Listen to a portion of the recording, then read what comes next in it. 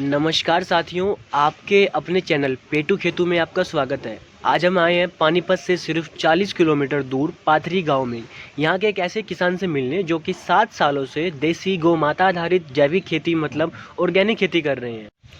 तो चलिए मिलते हैं हमारे किसान भाई मंजीत जी से और जानते हैं कि कैसे वे देश की भलाई के लिए काम कर रहे हैं। मंजीत जी, आप जो है खेती कैसे करते हैं?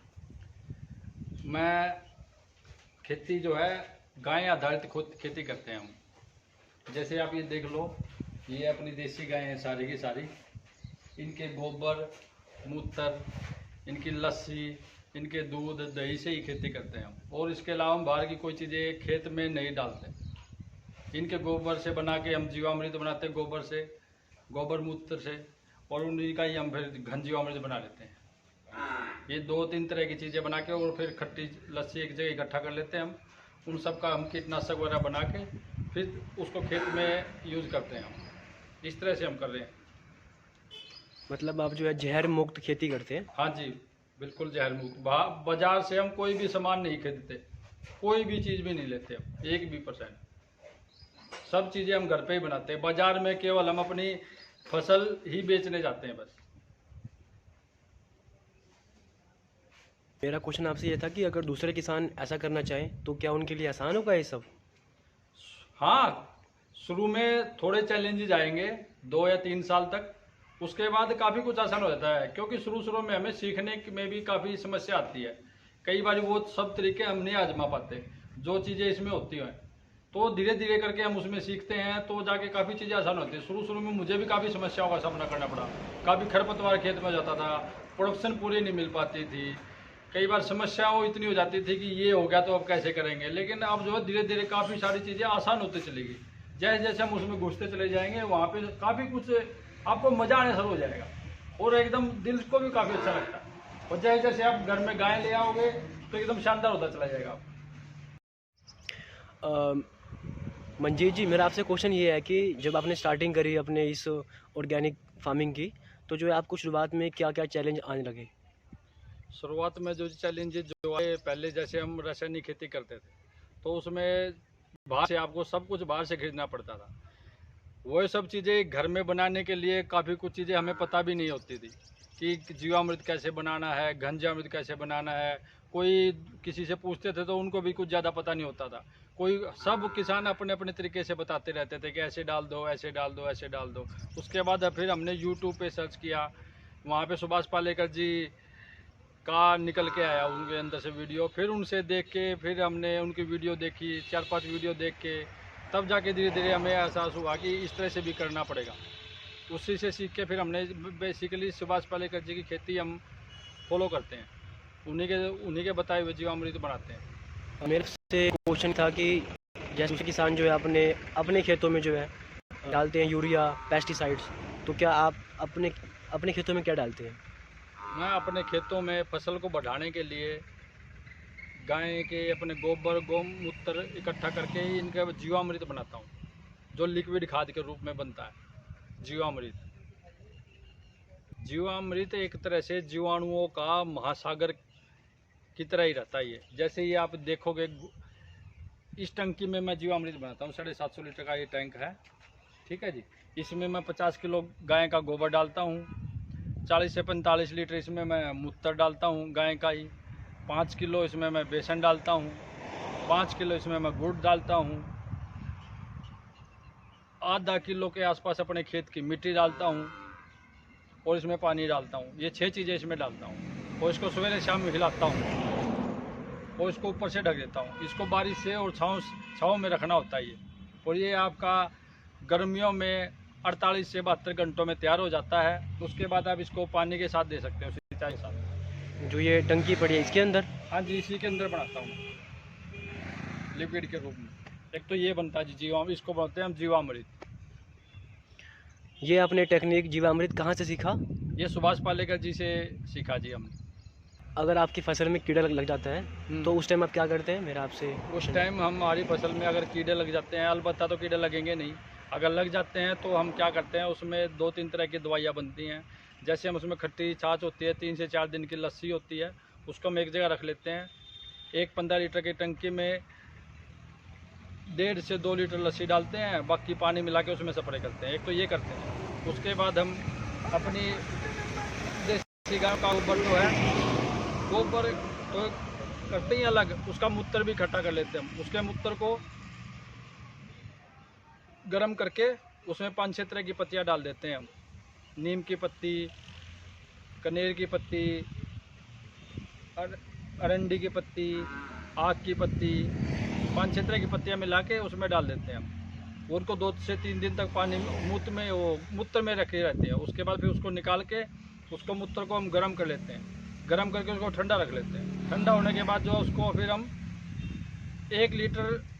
1 टंकी में 200-250 लीटर लगाते हैं और बाकी पानी मिला के उसको स्प्रे करते हैं। उससे हमारा कीटों का काफ़ी कुछ कंट्रोल हो जाता है। काफ़ी अच्छा काम कर रहे हैं आप।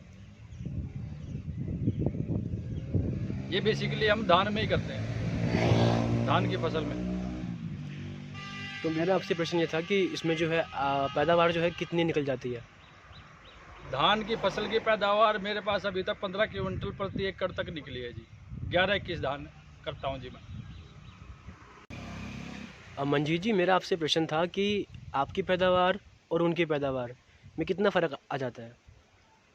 हमारी पैदावार उनकी पैदावार में कोई ज़्यादा अंतर अभी रहा नहीं है अभी तक। तो मैं 15 पे पहुँचा हूँ, वो मैक्सिमम 20 पे पहुँचते हैं। लेकिन पिछले साल तो ऐसा कुछ हुआ कि हमारी भी 15, उनकी भी 15 क्विंटल निकली, क्योंकि पिछली बार जो है बारिश काफ़ी ज़्यादा हो गई थी। पिछले साल लोगों की जो फसल इतनी अच्छी हो नहीं पाई, तो उनकी काफ़ी ख़राब हो गई थी। लेकिन अपनी फसल में कोई दिक्कत नहीं है, अपनी वहीं रही, बल्कि उससे 1-2 क्विंटल बढ़ी है पिछले साल से। ये हुआ है जी। हाँ, 5 क्विंटल का अंतर है अभी भी, बेसिकली आप ये लिख सकते हो।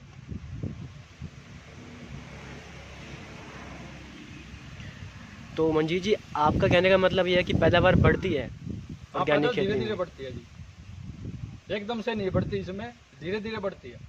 क्योंकि कई बाई तरीके जो चीज़ हमें करनी होती है वो चीज़ें हम नहीं कर पाते।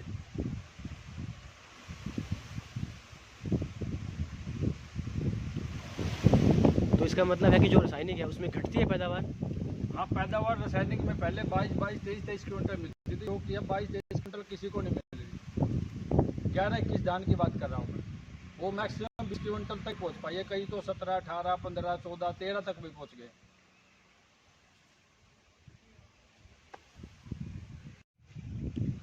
आपने जैसे बताया मुझे कि जीवामृत ऐसे बनता है, तो वो विधि किस प्रकार है, एक बार जो है समझाइए।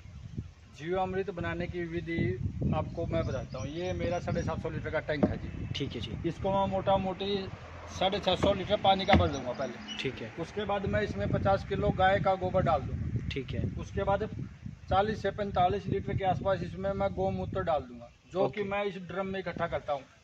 वो जरा ड्रम दिखाइए। ड्रम में, इस वाले ड्रम में इकट्ठा करता हूँ मैं एक साथ। ये रखा, ऐसे ऐसे मेरे पास 3-4 ड्रम हैं, दूसरे खेत में भी रखे हुए हैं। इस तरह के उनको इकट्ठा करके रख लेता हूँ।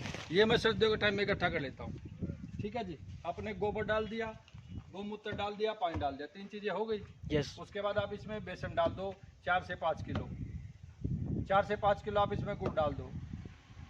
और आपके खेत की मिट्टी, अगर आप पहली बार रासायनिक से जैविक में आ रहे हो तो आप किसी बड़े पेड़ की मिट्टी डाल लो, आप 100 से 200 ग्राम। अगर आप खेत जैविक कर रहे हो 5-6 साल से, तो आप अपने खेत की भी डाल सकते हो। मैं अपने खेत की मिट्टी डालता हूँ इसमें आधे किलो तक। 6 चीज़ें मिलके इसको मैं सवेरे शाम घुमाता हूँ सुइयों, घड़ी की सुइयों की दिशा में। 5 मिनट सवेरे, 5 मिनट शाम। और उसके बाद इसको मैं फिर ढक के रख देता हूँ। ये आपका 48 से 72 घंटे में बन के तैयार हो जाता है। इसका बेस्ट यूज आप कर सकते हो 15 दिनों तक। 15 दिन के बाद इसमें जो है जीवाणुओं की संख्या कम होनी शुरू हो जाती है, जो कि जो है थोड़ी सही नहीं रहती। बाकी आप इसको बढ़ते जीवाणुओं की तरफ, अगर आप जो 5 से 7 दिन के अंदर यूज़ करोगे तो बहुत बढ़िया रहेगा। और आपको ये जो है 15 से 20 दिन में एक बार 1 एकड़ में जूड़ चलाना पड़ेगा शुरू में, तो खासकर जब आप रासायनिक से ऑर्गेनिक की तरफ जाओगे। धन्यवाद मंजीत जी। ठीक है। मंजीत जी, मेरा आपसे प्रश्न है कि रेन वाटर हार्वेस्टिंग आप भी करते हैं, वो विधि क्या है, हमें ज़रा बताएं। हाँ, रेन वाटर हार्वेस्टिंग के लिए जो मैंने है ना, अपने घर की छत के वहाँ से पाइप आ रहा है मेरा। ये साथ में मेरा ट्यूबवेल भी था। ये आप दिखा दो एक बार। वहाँ से छतों का पानी इधर आता है। यहाँ से लेके मैंने एक ये वाल लगाई हुई है, जब भी बारिश का पानी आता है तो मैं इस वाल को ऑन ऑफ कर देता हूँ। यहाँ से ये लगा हुआ, इसको मैं खोल दूंगा तो सारा पानी बारिश का इधर से आना शुरू हो जाता है, अन्यथा मैं इसको बंद रखता हूँ। ये चीज़ रेन वाटर हार्वेस्टिंग के लिए जो सारा का सारा पानी जो है ज़मीन में निकल जाता है, पूरा का पूरा बारिश का पानी। ये भी एक शानदार काम कर रहा है, इसमें भी आपके पानी का टेस्ट भी बदल जाता है। इसमें कितना खर्च आता है? फिर तो जी बेसिकली ये अपने 1000-2000 रुपये लगे हैं मुश्किल से, ठीक। क्योंकि मेरी तो छत भी पास में थी और मेरा ट्यूबवेल भी पास में ही था, इसलिए मैंने इसको कर दिया। मंजीत जी, मेरा आपसे था प्रश्न कि आप जो है अपने खेत में क्या क्या उगाते हैं? मैं अपने खेतों में भाई जी धान, गेहूँ, सरसों, ज्वार, बरसिम, बाजरा, ये सब चीज़ें उगाई हुई है अभी तो मैंने। धान मतलब चावल?